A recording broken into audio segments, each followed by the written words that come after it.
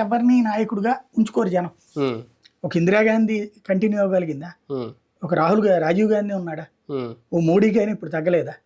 కాబట్టి శాశ్వతంగా ఒకళ్ళని అనుకోరు. కానీ 3 పార్టీలు కలిసిపోయి చుట్టూ ఒక బలమైన కంచెని అయితే వేసేసుకున్నాయి. అది దాటి వాళ్ళని టచ్ చేసి ఈయన గెలుపొందడం అంటే అంత ఆషామాషిగా అసలు వాళ్ళతో ఎందుకు టచ్ చేయాలి?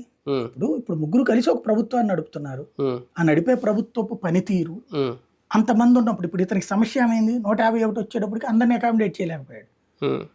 ఇప్పుడు ఎట్లా ఉంటుందంటే ఏమి పెట్టినాం ఎట్టాకు పెట్టదు పెట్టేమోడకి ఏమైందని ఒక సామెత ఉంది. అట్లాగే ఏనాడు మంత్రి పదవులు దక్కనటువంటి వాళ్ళు నాకు మంత్రి పదవి కావాలనుకున్నారు. మేము ఆల్రెడీ మంత్రులం కదా మాకెందుకు మంత్రి పదవి ఎవరని వీళ్ళు అనుకున్నారు. తీసుకున్నోడికేమో పూర్తి సంతృప్తి లేదు, రానోడికేమో అసంతృప్తి ఉంది. మధ్యలో తీసేసినందుకు ఒకళ్ళకి అసంతృప్తి ఉంది, కొత్తగా తీసుకున్నటువంటి వాళ్ళకి ఎంతకాలం మమ్మల్ని పట్టించుకోలేదని అసంతృప్తి ఉంది. ఫైనల్గా ఎవరికి సంతృప్తి లేదు, సంపూర్ణ సంతృప్తి ఎవరికి ఉండదు. రాజకీయాల్లో అది ముఖ్యం.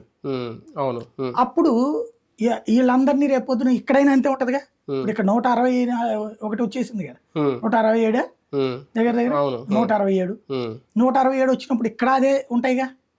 అందరూ ఆశ ఎక్కువైపోతుంది. అవి తీరాలా. రెండవది సంక్షేమ పథకాలు ఇవన్నీ అమలు చేయాలి. వాటిట్లో అందరికి ఇస్తారా లేదా? ఇప్పుడు ఇతనేంటి అందరికి ఇచ్చాడు,